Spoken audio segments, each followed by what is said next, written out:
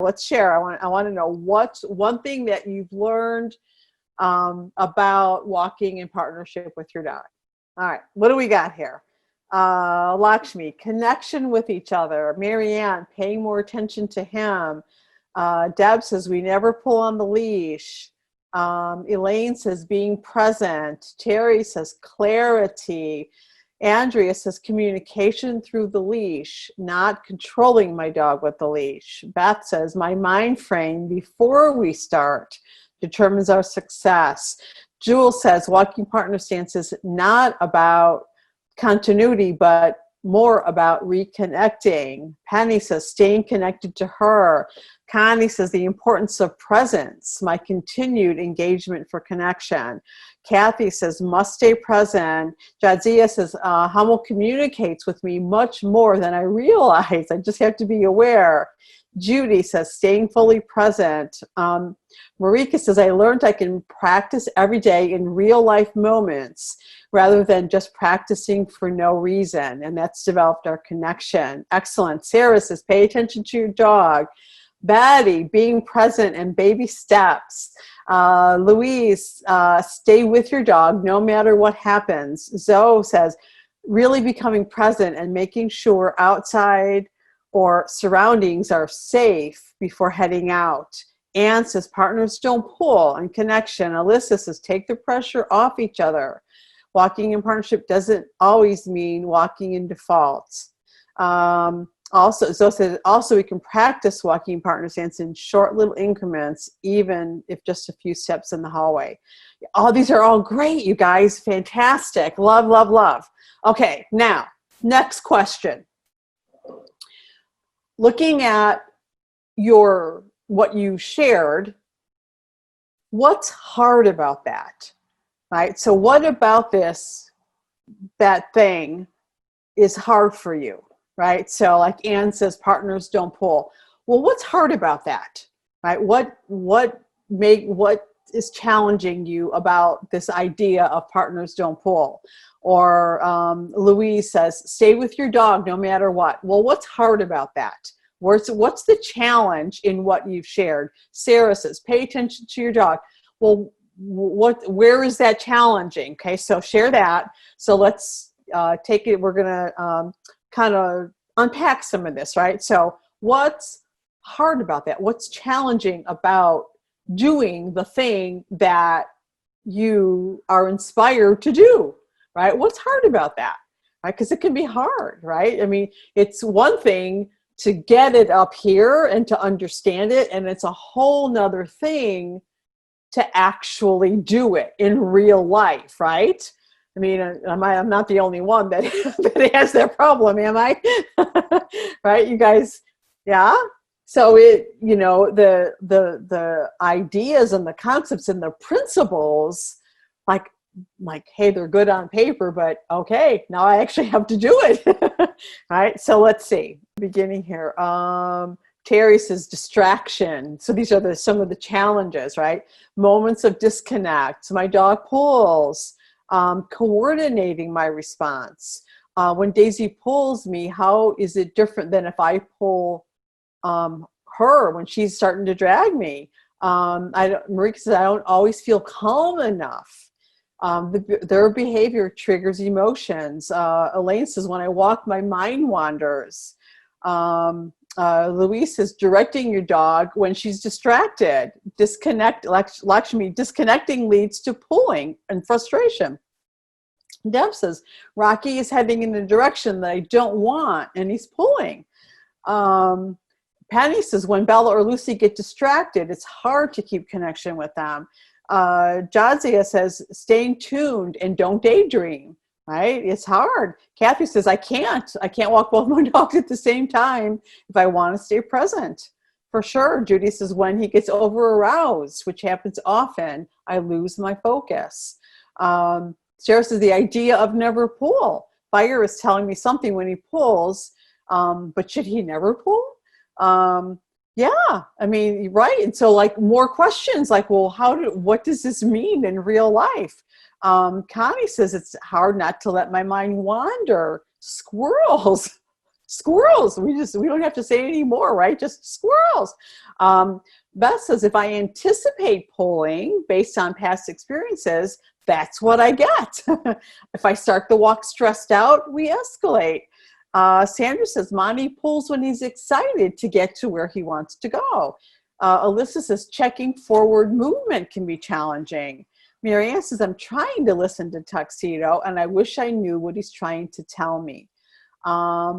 Terry says, what Kathy said, Kathy Ross. I'm afraid, Rosemary says, I'm afraid that Callie will pull me down. She's big and strong. I can't fall or something may break. Zoe says, it's not hard. It's just developing the new habit of being mindful, which is a habit that I need to incorporate in all aspects of my life. Yeah. And so we look at the ideal, right? We have this ideal of what it's supposed to look like. Like we get it. And like, okay, I get the partnership foundation. I work on these pieces. We're not going to rush. We're not going to set a timeline. We're going to be focused and present and connected with my dog. And we're going to do it in places where we're most likely to have success, right? So we have these ideals that we are going to do our best to live up to incrementally, right? Where we are today. We know we're always evolving. We're getting better and better. And yet, in the moment when we're having the struggle, right? When we're in that moment, like, my dog sees something, I'm or gosh, I don't want to pull you, but we can't go that way. Like there's a road, there's a ditch, there's a big rock. I can't fall. Like I'm fragile. My back hurts, whatever, right? And so in real life, in those moments, that's where it counts, right? That is what makes the difference between walking in partnership or walking in disarray, walking in disconnection, or not walking at all, right? And so those moments, if we think about a single moment in time, and we realize that so often we're focusing on a bigger concept, like a bigger picture, which is good. It's good to have the bigger picture because that's how we know where we're going. That's what we're striving for, But when we're thinking about it, when we're thinking about how to be present, how to hold the leash, how to do the pulsing, how to communicate with our dog when we see that they're starting to get distracted or we see that they're starting to get uncomfortable.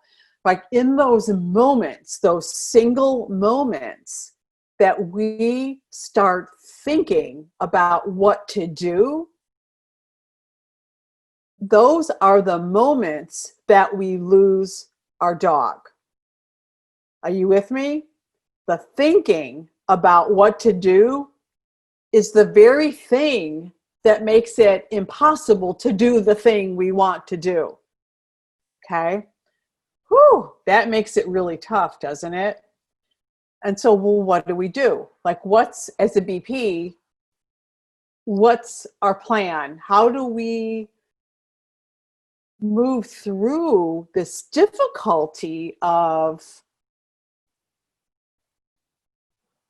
wanting to be present and connected with our dog so that we can learn how to walk in partnership and yet not get sucked into the thinking around that and what to do in the moment? Okay, so one of the things that we do is we prepare, right? We try to build muscle memory. We try to build, neural pathways so that we and our dog become very comfortable, subconsciously competent at walking side by side or at being connected to one another, right? We start to rehearse that in our everyday life over and over and over again, all throughout the day, all throughout our lifestyle, in all sorts of different contexts, we rehearse being together and figuring out what's next together, right? So that's like the core of what we do as BPs. That makes sense.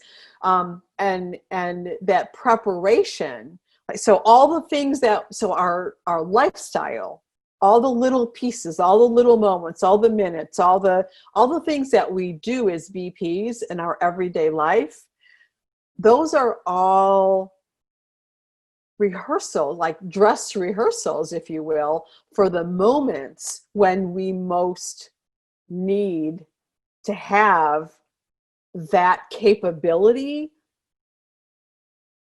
and that skill and that ability to be present, be connected, to not get sucked into either the thinking or the feeling that is about to come after that, because we're so subconsciously competent, right? So that's a huge piece of walking in partnership. Does that make sense? You guys see it that way? I mean, that's how I see it. Let me know. Do you see our lifestyle as being a dress rehearsal for the moments when we most need the connection, when something hard happens, something really challenges us or our dogs and our partnership? If we're well prepared for those moments of distraction, of our dog, something unexpected happens. Like if we have that muscle memory, if we have that neural network, if we have been living the connection and the collaboration, we are better prepared. And Penny says, practice, practice, practice. Now, I want to qualify that because there's a reason I don't use the word practice. You ever notice that? I mean, I won't say never, but I don't often use the word practice. Why is that? Why do you think that I say rehearse? Why do you think I speak in terms of rehearse versus practice? Let me know in the comments. Let me know. What do you think? What's the difference between practice and rehearsing? And why do you think, as a BP, that I discern the difference and I try to role model the difference? What do you think? Let's see. Lakshmi says practice puts us in the training mindset. That's a good way, that one aspect, right? Because we think about, like, that's a conditioning that we have, like training requires practice, right? For sure. Absolutely. Marika says, because it feels like training. Yeah, there's more though. What else? Sandra says, rehearse means we know the steps, we just need to master them. I love that. That's a great way of putting it. I love that. Jules says, practice is like training, rehearsal feels like real life. Yeah, I love that too. So like set up sessions versus the way we are together, right? It's almost like this is, I know this is kind of weird, but the thing that pops up into my head as a metaphor is like a romantic couple saying, okay, at 3:00 this afternoon, honey, let's set up a kissing practice session. We're going to practice kissing until we get this right. You know what I'm saying? I mean, when we think about it like that, it seems like ridiculously absurd, doesn't it? But yeah, that's kind of like if we practice something, we're like setting up a session, which is good for certain. Like if we're going to practice our tennis swing, yeah, baby. If we're going to practice, I don't know, healing, or if we're going to practice 2 on, 2 off, okay, right? But if we're going to practice being in love, and if we're going to practice loving another, and if we're going to practice experiencing the feeling of walking through life in partnership, that's not that, like a practice session doesn't quite fit that. You know what I mean? Tina says when we think what we need to do instead of doing it. Yeah, that's a great way to put it. Lakshmi says rehearsal is going through the steps without forcing it. I love that. Betty says I found rehearsing to be very helpful and more natural. Marianne says when we practice, we're going for perfect, not baby steps. Yeah, that's another good point, way to think about it, right? Training isn't living. Yeah, Penny says, now I get the difference. I never thought about it that way. Alyssa says, puts pressure on us both, whereas rehearsal is in prep for the real thing. Yeah, kind of says practice is about specific skills, whereas rehearsal seems like it has more facets. Yeah, and Zoe says, I like rehearsal because it has a feeling of more fun, like we're preparing for a performance. Yeah, it's just, it certainly can be like that. Okay, so now bringing this into the context of the walking partner stance. So we have at least two aspects, right? We have the aspects of the skill of the footwork, the hand work, the pulsing, right? We have the physical skill set on both for us and our dog, right? We have that. And then we have the partnership piece, right? We have the mindset piece. We have the emotional piece. We have the connection piece. We have the collaborating and having, this is important, this is a writer downer. What we have is the experience of walking together in partnership, right? We're creating the experience, we're having this experience with our dog, right? And so we look at some of the lessons regarding walking in partnership, and you'll find the physical lessons, right? The physical, what does default position look like? How should I hold my hand? How can I use my leash? How, the pulsing when my dog leans in, the harness wrap or the balance lead. How do I project myself? So these are physical things, right? Like, how do we make a turn, right? Walking partner stance turn. How do we use our energy? How do we use our eyes? How do we stay centered? How do we use our hands? You know what I mean? And so this is one part of it.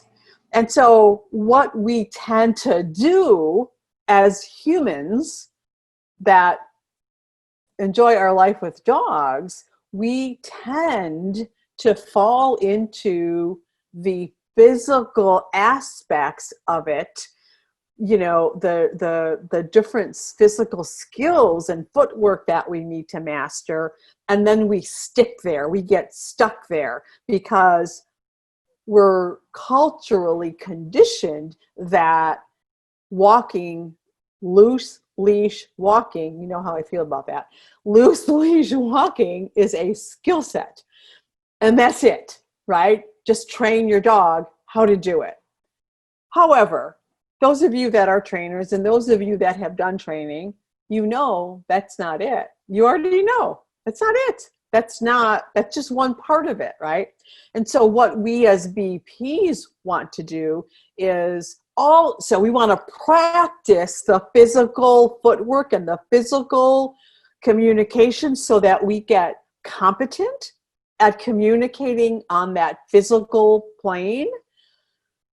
But we also, as BPs, focus quite a bit more, in my opinion, on the partnership, the collaboration, the connection, the big why. why are we doing this? Why do we have a dog? And why are we walking in partnership? You know what I'm saying? And when we rehearse that type of thinking, that type of mindset, that type of feeling, now we're going to be able to walk together as partners.